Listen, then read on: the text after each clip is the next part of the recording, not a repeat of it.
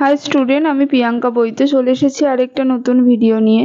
তো কালকেই আমি কিন্তু তোমাদের যখন রেজাল্টটা আউট হয়েছিল তখনই কিন্তু আমি একটা ভিডিও তোমাদের পাবলিশ করেছিলাম। তো সেই ভিডিওতে আমি বলেও দিয়েছিলাম যে আমি যেরকম বুঝছিলাম তখনই কিছু কিছু মার্কস আমি জানতে পেরেছিলাম এবং তার সাথে তোমাদের র্যাঙ্কগুলো জানতে পেরেছিলাম।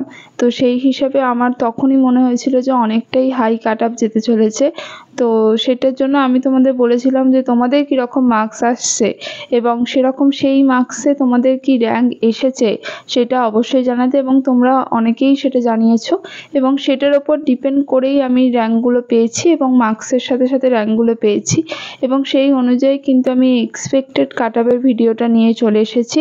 তো দেখো, রেজাল্ট আউটের পরে কিন্তু আমরা সবাই অনেকেই ভিডিও বানাচ্ছে এবং আমরা সবাই বুঝতে পারছি যে কাট আপটা কিন্তু অনেকটাই হাই যেতে চলেছে। তো দেখো, প্রথমেই বলি যে এর আগে যে ভিডিওগুলো আমি বানিয়েছিলাম, এর আগেও কিন্তু আমি কাট আপের ভিডিও বানিয়েছিলাম এবং এর আগে আমার মনে হয়েছিল, অবশ্যই অনেকেই সবারই মনে হয়েছিল যে 600+ হলে কিন্তু ইউআরদের কথা বলছি, 600+ হলে কিন্তু তোমাদের পেয়ে যাওয়ার সম্ভাবনা পুরোপুরি ছিল। আমি সেই হিসাবেও কিন্তু তোমাদের বলেছিলাম 600+ যাদের ছিল যে হয়ে যাবে, কিন্তু এখন সেটা মনে হচ্ছে না একেবারেই। তোমাদের কাট আপটা অনেকটাই হাই হতে চলেছে। তো আগে যেটা মনে হচ্ছিল যে এসসিদেরও মনে হচ্ছিল 500-র কাছাকাছি থাকলেও হয়ে যাবে, কিন্তু এখন কিন্তু সেটা একেবারেই মনে হচ্ছে না। এখন মনে হচ্ছে কাট আপটা অনেকটাই হাই যেতে চলেছে।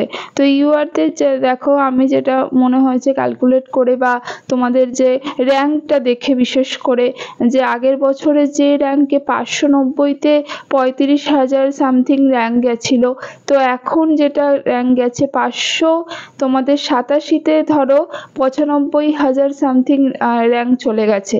তো সেই হিসেবে সেরকম ক্যালকুলেট করে করে বার করে তারপরে আমি এটা তোমাদের কাছে এক্সপেক্টেড কাট আপটা নিয়ে এলাম।